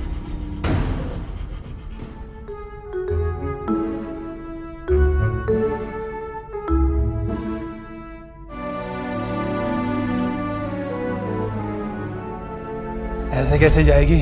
आखिरी बार कह रहा हूं तुझे, मेरे रास्ते से हट जा, नहीं तो जिंदा नहीं बचेगा। कौन है बे तू? हाँ, मेरे क्लब में आके मुझसे ही पंगा ले रहा है। मैं वो हूं जिसका चेहरा आज के बाद तू कभी भूल नहीं पाएगा। चलो। ऐसे कैसे जाने दो? पूरे 2 करोड़ में की सौतेली मां से। मर्द का बच्चा है ना, तो रोक के दिखा। शिवाय जिस तरह से विकी को मार रहा था उसे देखकर अवंतिका घबरा गई। उसे मालूम था कि विकी की पहुंच कहां तक थी। तुम जाओ यहाँ से, ये बहुत खतरनाक आदमी है। तुम चिंता क्यों करती हो? भोलेनाथ हमारे साथ है। इधर शिवाय भी उसे इधर उधर ढूंढने लगा। महादेव की कसम, आज मैं उसे जिंदा नहीं छोड़। शायद तुम समझ क्यों नहीं रहे, हम दोनों को मार डालेगा। मेरे साथ जो भी हो रहा है वो मेरी किस्मत है। तुम मेरी बदनसीबी के चक्कर में अपनी जान क्यों देना चाह रहे हो? लेकिन शिवाय को इन बातों से कोई असर नहीं हो रहा था। तुम्हें लगता है अगर ये तुम्हारी बदनसीबी है तो फिर ये समझ लो कि खुद महादेव ने मुझे यहाँ तुम्हारा नसीब बदलने भेजा है। शिवाय की ये बात सुनकर अवंतिका हक्की बक्की रह गई थी। एक पल के लिए उसके मन में ये सवाल उठा कि कहीं ये वही लड़का तो नहीं जिसे 12 साल पहले उसने शादी का प्रॉमिस किया था। विकी के एक फोन से नाइट क्लब में बॉडीगार्ड्स की भीड़ जमा हो गई थी। क्या करेंगे? मैंने कहा था निकल जाओ यहाँ से। आओ मेरे साथ। घबराहट के मारे अवंतिका का शरीर कांप रहा था। लेकिन शिवाय के चेहरे पर कोई शिकन नहीं थी। तुम यहीं रुको, बस 5 मिनट।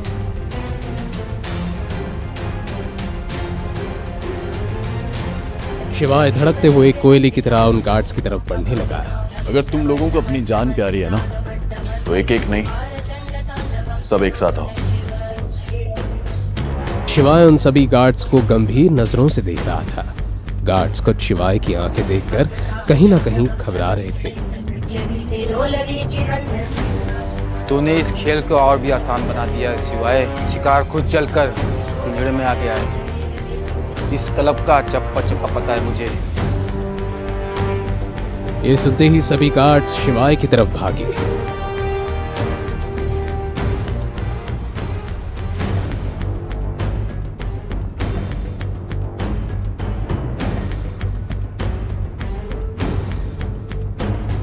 अवंतिका शिवाय का ये रूप देखकर घबरा गई।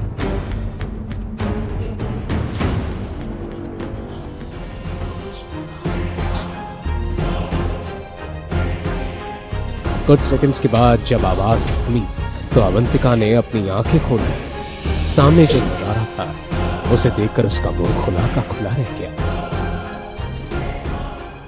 बस इतना ही दम है तुम लोगों में, हाँ?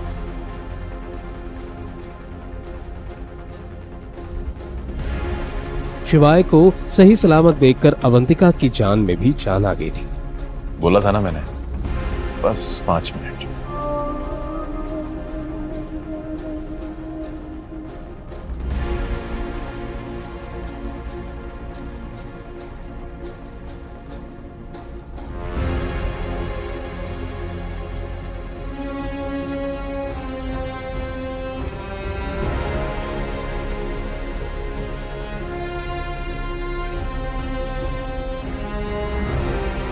शिवाय अवंतिका का हाथ थामकर नीचे आया तो विकी ये नजारा देखकर हक्का बक्का रह गया। उसे तो लगा था कि वो शिवाय की लाश देखेगा, लेकिन यहाँ तो शिवाय जिंदा था।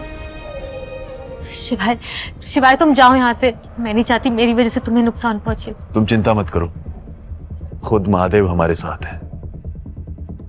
इसको तो मैं सबक सिखाऊंगा आज। शिवाय विकी के काफी करीब पहुंच चुका था, लेकिन इससे पहले कि वो विकी से कुछ कहता, क्यों बासिक, अब तो मान ले हार। शिवाय ने भी पीछे मुड़कर देखा तो उसकी आंखें फटी फटी रह गई। वरना निकालो तेरे लैला की जान। शिवाय खुद अवंतिका को गन पॉइंट पर देखकर घबरा गया था। इस सिचुएशन से निपटने के लिए उसका शांत रहना जरूरी था। ए, जो बात करनी मुझसे कर, छोड़ दे उसे। बात क्या करनी है? मैं तो यहाँ काम निपटाने आया था। वैसे भी तेरे नान को सुपारी मिली थी। शिवाय को समझ नहीं आ रहा था कि उसकी मरने की सुपारी कौन दे सकता था। उधर हेडशॉट भी बंदूक लोड करते हुए बोला, किंतु हाथ नहीं आ रहा था, इसीलिए दीदी को पकड़ना पड़ा। क्या हो गया? निकल गया दम? बेटा तुझे सच बता रहा हूँ, अगर मेजर नहीं आए होते ना तो आज तेरी जान निकाल लेता। मेजर? मेरी औकात तेरे मेजर से बहुत ऊपर की है। मेजर? शिवाय की ये बात हेडशॉट को पसंद नहीं आई।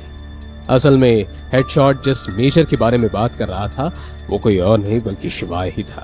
हंसता है हमारे बॉस पे, हमारे मेजर का मजाक उड़ा रहा है। इसे अभी मत मारना। मैं चाहता हूँ कि मेरे पैरों पे गिरे और नाक रगड़ कर माफी मांग। मैं और तेरे पैरों पे? सुना तूने? जल्दी से पैरों पे लपक ले, वरना नहीं मांगता माफी। क्या कर लेगा बोल? माफी तो तेरे बाप को ही मांगनी पड़ी। ये देखकर अवंतिका भी घबरा गई, लेकिन अब शिवाय के चेहरे पर कोई डर नहीं था। 3 तक गिनूंगा, अगर मुझे विक्की के पैरों पे नहीं दिखा तो इसका चैप्टर क्लोज। महाकाल बचा लो मुझे। मैं गिनता हूं,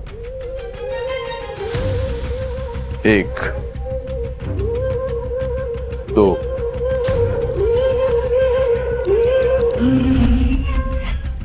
फिर उसने अपनी जेब में हाथ डाला और धीरे से एक लाइटर निकाला। एक हल्की सी मुस्कान उसके चेहरे पर आई, जैसे ये लाइटर उसके कई दफन राजों का गवाह हो।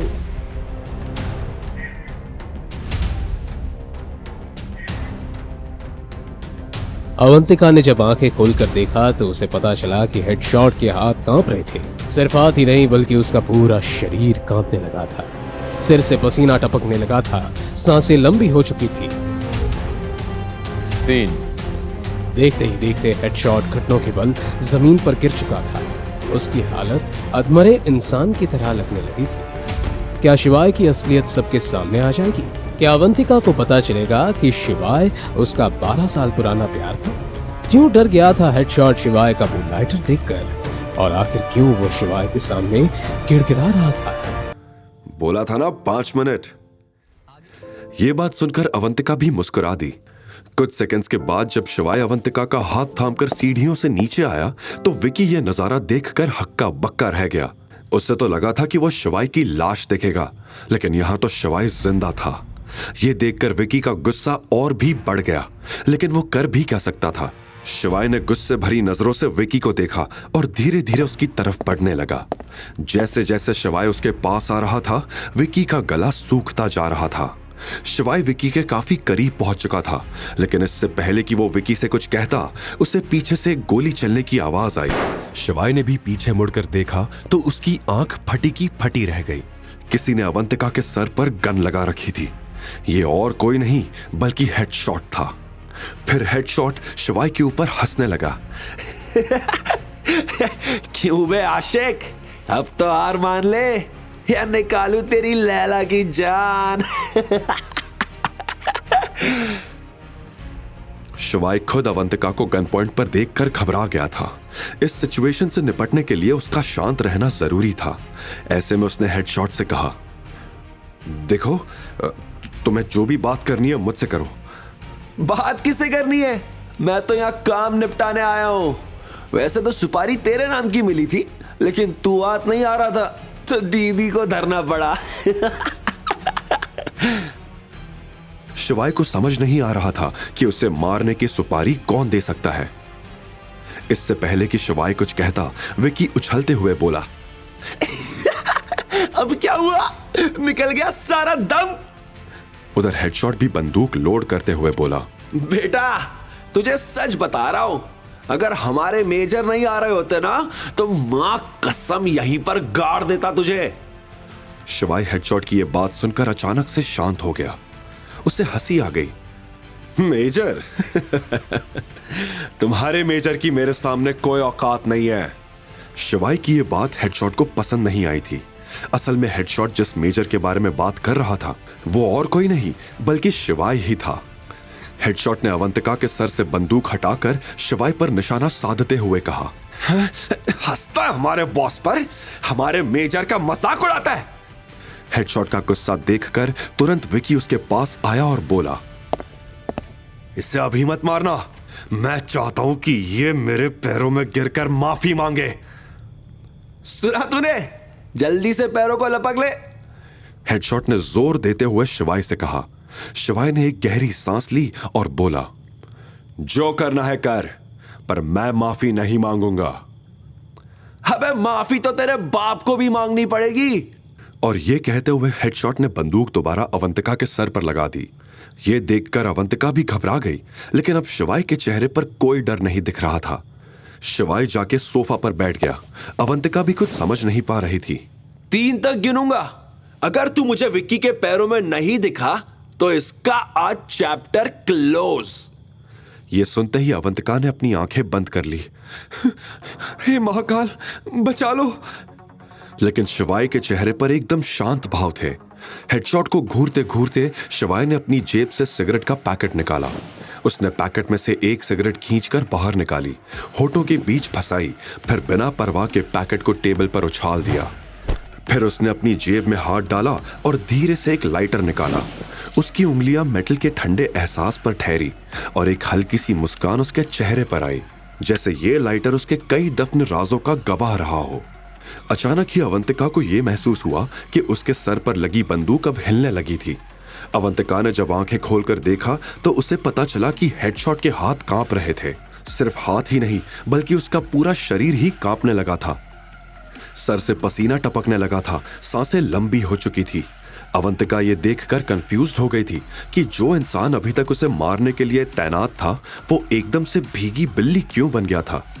जैसे ही हेडशॉट के हाथ से बंदूक नीचे गिरी, विकी की नजर हेडशॉट पे गई। विकी ये समझ नहीं पा रहा था कि हेडशॉट को आखिर हुआ क्या था। देखते ही देखते हेडशॉट घुटनों के बल जमीन पे गिर चुका था। उसकी हालत अधमरे इंसान की तरह लगने लगी थी। अब देखते ही देखते खेल की बाजी बदल चुकी थी। क्या शिवाय की असलियत सबके सामने आ जाएगी? क्या अवंतिका को पता चलेगा कि शिवाय ही उसका 12 साल पुराना प्यार था? अवंतिका को यहां से इज्जत के साथ बाहर ले जाओ और गाड़ी में बिठाओ, शिवाय ने हेडशॉट से कहा। हेडशॉट ने तुरंत अवंतिका को बाहर गाड़ी में बैठाया और भागते हुए शिवाय के सामने वापस आ गया। खेल में अचानक पासा कैसे पलट गया था, अवंतिका को जरा भी समझ नहीं आ रहा था। वो बस खुश थी कि आज महाकाल ने एक फरिश्ते को भेजकर उसकी इज्जत और जान दोनों बचा ली थी। आप तो वही है, हेडशॉट ने शिवाय से कहा। उसकी आंखों में उसका डर साफ नजर आ रहा था, लेकिन वहां मौजूद विकी को हेडशॉट के इस डर का कारण समझ नहीं आ रहा था। इससे पहले कि वो किसी से कुछ पूछ पाता, हेडशॉट ने शिवाय के सामने हाथ जोड़ते हुए कहा, मुझे माफ कर दो मेजर, मुझसे गलती हो गई। आप मुझे सजा दो, आप मुझे जो सजा दोगे मुझे मंजूर है। उसकी ऐसी हालत देखकर शिवाय आराम से सोफा पर बैठा लाइटर से खेलते हुए मुस्कुरा रहा था। यह वही लाइटर था जो हेडशॉट ने 5 साल पहले उस लड़ाई के बाद देखा था, जिसमें मेजर ने अंडरवर्ल्ड किंग को हराया था। उस लाइटर पर मेजर गुदा हुआ था। कुछ सेकंड्स के बाद शिवाय ने लाइटर को टेबल पर रख दिया और हेडशॉट की तरफ देखते हुए विकी को सुनाने के लिए बोला, यहां पर अभी कुछ लोग कुछ कह रहे थे। क्या कह रहे थे? कि मुझे मेरे पैरों में गिरना होगा, मेरे बाप को भी मेरे पैरों में गिरना होगा, माफी मांगनी होगी, वगैरह वगैरह। शिवाय के मुंह से यह बात सुनते ही हेडशॉट का दिमाग और खराब हो गया। उसने गिड़गिड़ाते हुए बोला, इसका दिमाग खराब हो गया था मेजर, कुछ भी बकवास किए जा रहा था। और तुम शायद अवंतिका को मारने भी वाले थे। गलती हो गई मेजर। हेडशॉट ने अपने दोनों हाथ जोड़ दिए। विकी को अब तक समझ में आ गया था कि शिवाय कोई छोटी मोटी चीज नहीं था। अगर विकी वक्त रहते शिवाय से माफी नहीं मांगेगा तो शिवाय इसी वक्त उसकी जान ले सकता था। ऐसे में वो भी शिवाय के पैरों में आकर गिरा और बोला, मुझे माफ कर दो, मुझसे बहुत बड़ी गलती हो गई। आगे फिर ऐसा कभी कुछ नहीं होगा। मां कसम, मैं कभी किसी लड़की के साथ ऐसा नहीं करूंगा। शिवाय ने विकी को हीन भावना से देखा और बोला, तुमने जो आज किया है वो माफी के लायक नहीं है। ऐसी हरकत तो कोई जानवर भी नहीं करता है। तुझे आज माफ कर भी दिया तो भी इस बात की क्या गारंटी है कि तू आगे से कभी ऐसा कुछ नहीं करेगा? शिवाय की यह बात सुनकर विकी सहम गया और हिचकिचाते हुए बोला, मेजर, मैं अपनी मां की कसम खा रहा हूं। मैं अपनी मां की कसम झूठी नहीं खाता। आज से हर औरत को देवी मानूंगा। शिवाय उसकी बात सुनकर मुस्कुराया और बोला, काश तुझे इस बात का एहसास पहले से होता, क्योंकि मैं तुझ जैसे राक्षस को सजा दिए बिना छोड़ने वाला नहीं हूं। उसने हेडशॉट को देखा और बोला, इस मामले में तुम मेरी मदद कर सकते हो? शिवाय का भरोसा जीतने का हेडशॉट के पास इससे अच्छा मौका नहीं था। उसने तुरंत कहा, जी मेजर, आप बस बताइए इससे कौन सी सजा दूं? शिवाय ने जवाब में गहरी सांस लेते हुए कहा, तुम तो मुझे जानते हो ना हेडशॉट, मेरी तरह सोचो और इसे सजा दो। कहकर शिवाय खड़ा हुआ और बाहर चला गया। हेडशॉट ने विकी के ही कुछ गार्ड्स को बुलाया और बोला, इसे खड़ा करो, जल्दी जाओ। गार्ड्स तुरंत विकी की तरफ बढ़ने लगे। यह सुन के विकी और भी घबरा गया और उसने कहा, नहीं, आप मेरे साथ ऐसा नहीं कर सकते। साले, ज्यादा बोल रहा है। अगर तू लड़कियों के साथ ऐसा वैसा कर सकता है तो हम भी तेरे साथ ऐसा कर सकते हैं। हेडशॉट ने चिल्लाते हुए कहा। इधर नाइट क्लब के बाहर अवंतिका पहले से ही शिवाय की गाड़ी में बैठी थी। शिवाय ने भी कार में बैठने के लिए दरवाजा खोला ही था कि तभी नाइट क्लब के अंदर से विकी के चिल्लाने की आवाज आई। यह सुनकर अवंतिका ने शिवाय की तरफ देखा और बोली, ये कैसी आवाज थी? क्या पता, अंदर कुछ हुआ होगा। तुम फिक्र मत करो अवंतिका। और उसने अपनी गाड़ी चालू कर ली। वैसे तुम हो कौन और तुम्हें किसने बताया कि मैं यहां हूं? अवंतिका ने यह सवाल शिवाय से पूछा। अवंतिका के मन में यही चल रहा था कि कहीं शिवाय वही लड़का तो नहीं जिसने 12 साल पहले उससे प्रॉमिस किया था। इससे पहले कि शिवाय अवंतिका की इस बात का जवाब दे पाता, अवंतिका का फोन बज उठा। यह रेखा का फोन था। उसका नाम देखते ही अवंतिका का गुस्सा 7वें आसमान पर चढ़ चुका था। फिर भी अवंतिका ने फोन उठाया और उधर से रेखा ने कहा, बेटा, मैंने बस यही पूछने के लिए फोन किया था कि तू अभी विकी के साथ ही है ना? उसका यह सवाल सुनते ही अवंतिका भभक उठी और चिल्लाते हुए बोली, आप जैसी औरत मैंने अपनी जिंदगी में नहीं देखी। मैं आपकी बात मान के यहाँ आई और यहाँ आकर मुझे पता चला कि आपने मुझे उस हैवान को बेच दिया है। यह सुनते ही रेखा का भी पारा गर्म हो गया। वो समझ गई थी कि अवंतिका विकी के साथ नहीं थी। ऐसे में उसने कहा, तुम मेरे ऊपर चिल्ला रही है? तुझे तो मुझे शुक्रिया कहना चाहिए था, वरना तुझे विक्की जितना अमीर आदमी क्या कभी मिल पाता? ये सब आपने मेरी जिंदगी बनाने के लिए नहीं, अपनी जिंदगी बनाने के लिए किया है। पैसे लिए आपने उससे मेरे बदले में। लेकिन तेरी प्यारी दादी को तो सब पता ही था ना, उन्होंने ही तुझे समझाया था वहां जाने के लिए। आप सभी लोग एक जैसे ही हो। ये कहते हुए अवंतिका का गला भर आया था। उसकी आंखों से आंसू टपकने लगे थे। शिवाय जो कि बगल में बैठा था वो सारी बातें सुन रहा था। उसे भी अवंतिका के लिए बुरा लग रहा था। उससे रहा नहीं गया और उसने अवंतिका के कंधे पर हाथ रखते हुए कहा, अवंतिका रिलैक्स, तुम अब सेफ हो, फिक्र मत करो। रेखा ने शिवाय की यह आवाज पहचान ली थी। उसने गुस्से में कहा, तू इसके साथ क्या कर रहा है? नंदिनी को डिवोर्स देने के बाद भी हमारा पीछा नहीं छोड़ेगा क्या? रेखा की यह बात सुन के अवंतिका शॉक्ड हो गई। उसने सपने में भी यह नहीं सोचा था कि शिवाय और कोई नहीं बल्कि नंदिनी का एक्स हस्बैंड था। लेकिन अब अवंतिका को रेखा की एक भी बात नहीं सुननी थी और अवंतिका ने कॉल काट दिया। पर अभी भी अवंतिका के आंसू नहीं रुके थे। उसके दिल में बहुत कुछ था जो वो बाहर निकालना चाहती थी। जब उससे रहा नहीं गया तो उसने रोते हुए कहा, मेरी जिंदगी खराब है। पहले तो मुझे उस लड़के ने धोखा दिया जिसके इंतजार में मैं पागलों की तरह बजाज फैमिली की हर बात मानती रही, इस उम्मीद में कि एक दिन वो लड़का आएगा। लेकिन मैं ही पागल थी जो उसकी बातों में आ गई। और अब ये दादी। अवंतिका को ये कहते सुनकर शिवाय का दिल उसके लिए टूट रहा था। उसने अवंतिका की तरफ देखते हुए कहा, महाकाल जो भी करते हैं अच्छे के लिए ही करते हैं, वो तुम्हारा बुरा कभी नहीं करेंगे। शिवाय ने समझाया और अवंतिका को अपने आंसू पोंछने के लिए रुमाल दे दिया। उसने शिवाय से रुमाल लिया और अपने आंसू पोंछने लगी। अब अवंतिका भी थोड़ी शांत थी। उसने पहले एक नजर शिवाय को देखा और फिर एक गहरी सांस लेते हुए बोली, आई एम सॉरी, मैंने तुम्हें ठीक से थैंक यू तक नहीं बोला। आज तुम टाइम पर नहीं आते तो मेरी जिंदगी बर्बाद हो जाती। अच्छा, लेकिन मुझे तो लग रहा था कि मुझे आने में काफी देर हो गई। बीते 3 सालों को याद करके शिवाय ने धीमी आवाज में कहा। अवंतिका शिवाय की बात सुन नहीं पाई। उल्टा उसने शिवाय से पूछा, तुम वही हो ना जिसकी बातें ऑलमोस्ट पूरे शहर में होती है, निकम्मा हस्बैंड, राइट? सॉरी, एक्चुअली लोग तुम्हारे बारे में यही कहते हैं, लेकिन मुझे तो तुम कहीं से भी निकम्मे नहीं लगे। बल्कि तुम जैसा हस्बैंड किसी लड़की को मिल जाए तो उसकी जिंदगी जन्नत हो जाए। यह सुनकर शिवाय शर्मा गया और उसने एक नजर अवंतिका पर डाली। फिर बात का रुख मोड़ते हुए अवंतिका ने वो सवाल पूछा जो वो जानने के लिए बेसब्र थी, और तुम्हें कैसे पता चला कि मुझे विकी के पास भेज दिया गया है? तुम्हारे किसी रिश्तेदार को बात करते हुए सुन लिया था।